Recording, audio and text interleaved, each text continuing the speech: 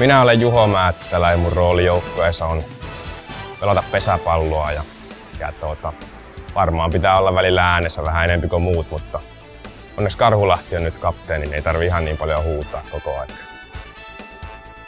Antaumuksellinen. Aina tämä sama kysymys. Se on monien sattumuksien summa.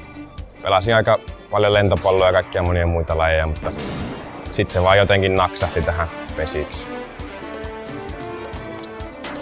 Kirjo halusi minut aika kovasti silloin, vaikka olin silloin tosi huono pelaaja, kun ne mua kysyi pelaamaan.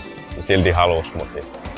Opiskelin täällä ja myöhemmin oikeastaan Kiri sen takia, että täällä on semmonen yhteisö, mitä mä en oikeastaan missään muualla pesisyhteisöä nähnyt niiden joukossa.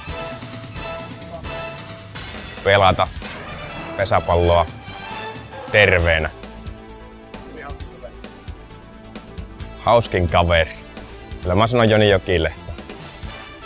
Se on mulle niin läheinen, että se on siinä mielessä. Meillä on niin paljon niitä inside-juttuja. Haastakaa.